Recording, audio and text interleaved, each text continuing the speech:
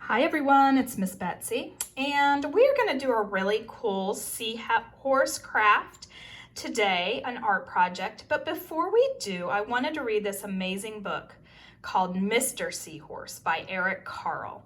This book inspired me to do the craft we're going to do.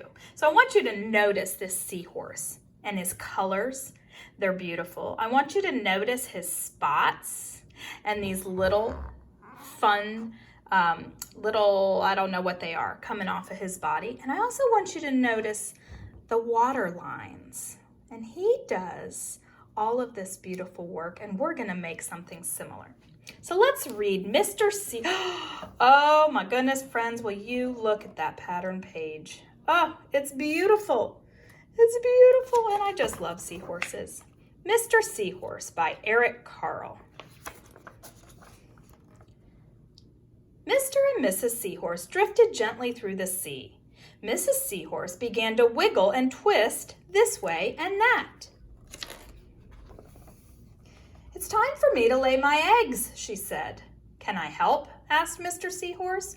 "Oh, yes, thank you," said Mrs. Seahorse, and she laid her eggs into a pouch on Mr. Seahorse's belly. So her eggs go into a pouch on his belly. "I'll take good care of our eggs," said Mr. Seahorse. "I promise." As Mr. Seahorse drifted gently through the sea, he passed right by a group of trumpet fish hidden in a patch of reeds. Do you see any fish in this picture, friends? Look at that. Those are trumpet fish, and they were camouflaged in the reeds. As Mr. Seahorse drifted gently through the sea, he passed right by... Do you see anything in this picture? I just see some coral. Look at that. He passed right by a lionfish hidden behind a coral reef. Camouflage in nature is an amazing thing. But before long, Mr. Seahorse met another fish. "How are you, Mr. Tilapia?" asked Mr. Seahorse. Mr. Tilapia couldn't answer. His mouth was full of eggs. I know," said Mr. Seahorse. "Mrs. Tilapia laid her eggs. Now you are taking good care of them until they hatch." Mr. Tilapia nodded his head. "Yes." "You must be very happy," said Mr. Seahorse, and swam on his way. I did not know that. I did not know that the tilapia fish carries the egg, the male. As Mr. Seahorse drifted gently through the sea, he passed right by... Do you guys see anything in this picture? I love the colors. A pair of leaf fish hidden among the seaweed. I couldn't even see them. Leaf fish. You know, these leaf fish are actually all my very favorite colors. But before long, Mr. Seahorse met another fish. "How are you, Mr. Curtis?" asked Mr. Seahorse. "Perfectly fine," replied Mr. Curtis. "Mrs. Curtis laid her eggs, and I have stuck them on my head. Now I am taking good care of them until they hatch." "You are doing a good job," said Mr. Seahorse, and swam on his way. Look, Mr. Seahorse is upside down. As Mr. Seahorse drifted gently through the sea, he passed right by... That looks like a big stone to me. A stonefish hidden behind a rock. Look at that cool fish. A stonefish. I've never heard of that. But before long, Mr. Seahorse met another fish. "How are you, Mr. Pipe?" asked Mr. Seahorse. "Couldn't be better," replied Mr. Pipe. "Mrs. Pipe laid her eggs along my belly. Now I am taking good care of them until they hatch." Look, friends, Mr. Pipe has the eggs along his belly to look out for them. "You should feel proud of yourself," said Mr. Seahorse, and swam on his way. I want you guys to see if you notice anything about Mr. Seahorse. Let's go back and look at him in the beginning.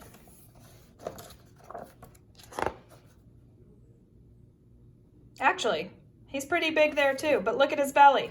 It's gotten twice as big. Why do you think that is? What is going on inside the pouch on his belly? But before long, Mr. Seahorse met another fish. "How are you, Mr. Bullhead?" asked Mr. Seahorse.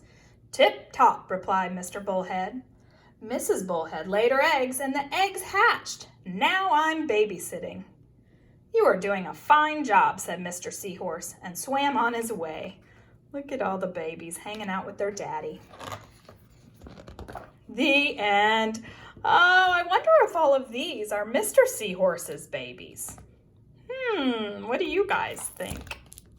Okay, now the first thing we're gonna do is get your Mr. Seahorse coloring, and we're gonna use our watercolors, since that's what you guys have at home.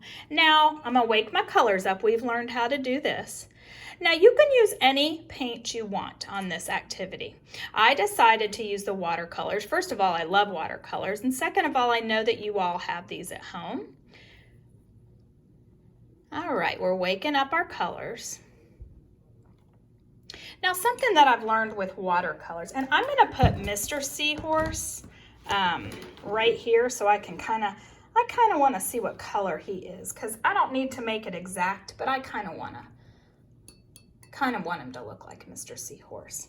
Okay, so I see some pretty blues. Now I'm just going to kind of paint some blues on him. And something I've learned, friends, is with watercolors, if you paint it and then you let it dry and then you paint over it, that's where some really pretty texture lines can come in. Some real pretty, and it doesn't matter on this if you color outside of the lines, because we are going to be cutting Mr. Seahorse out. So I'm just gonna kind of make him colorful. Let's get a little red in there. All right, some yellow. Pour some yellow up here, and you guys do this, just have fun painting. You can take your time. Miss Betsy's gonna go a little quick today just because I don't want your video to go on forever and ever. All right, let's see. I think he needs some more purple. Some more, let's see, a little more red in there. And let's do a little more orange down here. And more blue, since it's my favorite. Okay, now on Mr. Seahorse, he has spots, but I'm gonna let, oops, you know what, I forgot his little nose. Let's see what color. Let's give him a little yellow nose.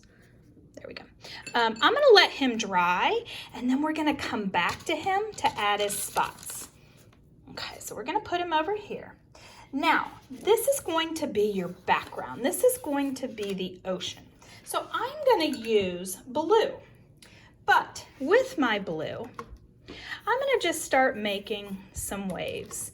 Some of my waves will be light, some will be dark. You can keep white spaces in between them, or you can color the whole thing. This is your art, and you need to make it however you like. Maybe you want your water lines to be straight. That's fine too. Sometimes the ocean is kind of flat, isn't it?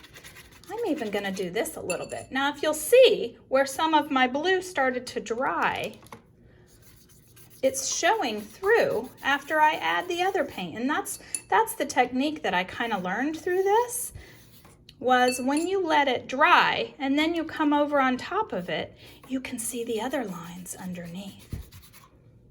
Okay. Now, when I did this earlier, I have a sample to show you guys. I had a bigger brush, so it went a little quicker, but it's okay. You guys keep working on yours. And then on my paper, I let the whole thing dry. Oh, look what I'm gonna do. I'm just gonna use some water now and see if it'll mix with the blue that's already there to make the whole thing blue. Let me get a little more blue over here.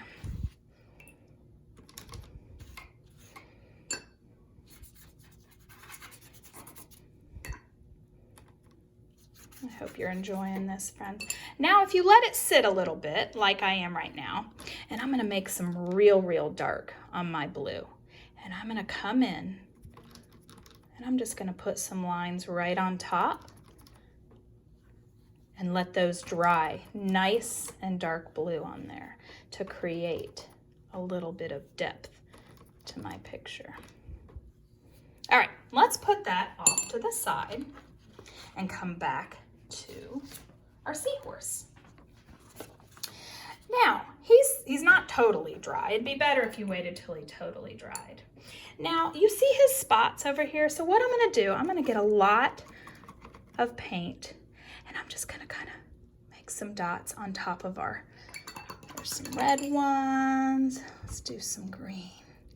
It's okay if the paint mixes, but you see, because the paint kind of dried, it's allowing me to put the spots on top. And if I would have waited for it to totally dry, it's actually working really well. Look at that. Let's do a little orange. Oh, he's so pretty. He's like a rainbow, like we learned last week. Ooh, feels like a year ago, doesn't it, friends? Okay, there is my seahorse.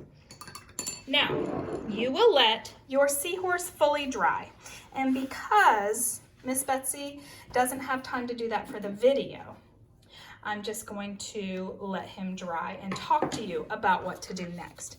You'll cut him out right along the black lines. So I liked mine, and it's up to you, but I like to kind of keep a little bit of the black line there, sort of like this.